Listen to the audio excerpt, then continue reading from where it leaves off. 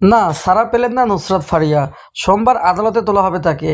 হ্যাঁ ভিউয়ার্স, ঢাকা মহানগর গোয়েন্দা পুলিশ কার্যালয়ে জিজ্ঞাসাবাদ শেষ হয়েছে চিত্রনায়িকা নুসরাত ফারিয়ার। সোমবার তাকে আদালতে তোলা হবে বলে জানিয়েছে। হয়তোবা তিনি ছাড়া পাবেন না এত সহজে। 7 দিনের রিমান্ড মঞ্জুর করতে পারে। সংবাদ মাধ্যমে এ তথ্য নিশ্চিত করেন ঢাকা মহানগর পুলিশের উপকমিশনার মোহাম্মদ তালেবুর রহমান।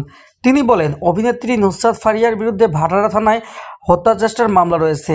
এ কারণে বিদেশে পালিয়ে যাওয়ার সময় তাকে গ্রেপ্তার করা হয়। উপকমিশনার মোহাম্মদ তালেবুর রহমান আরও বলেন, ডিভিতে অভিনেত্রীকে জিজ্ঞাসাবাদ সম্পন্ন হয়েছে। সোমবার তাকে আদালতে হাজির করা হবে, যা হতে পারে 7 দিনের রিমান্ড। রোববার হজরত শাহজালাল আন্তর্জাতিক বিমানবন্দর থেকে বাংলাদেশ বিমানের একটি ফ্লাইটে থাইল্যান্ড যাচ্ছিলেন অভিনেত্রী ফারিয়া, কিন্তু তার বিদেশ যাত্রা আটকে দিয়েছে ইমিগ্রেশন পুলিশ। তাকে আটক করে 2024 সালের বৈষম্য বিরোধী আন্দোলন চলাকালীন রাজধানীর ভাটারা থানাধীন এলাকায় এক হত্যা চেষ্টা মামলায় আসামি অভিনেত্রী ফারিয়া। অভিনেত্রী ছাড়াও শোবিজের আরও 16 জন তারকাকে এ মামলায় আসামি করা হয়েছে। প্রসঙ্গত, এর আগেই একটি ইন্টারভিউতে নুসরাত ফারিয়া বলেছিলেন, আমাদের প্রত্যেকটা নারীর মধ্যে একটি করে শেখ হাসিনা রয়েছে।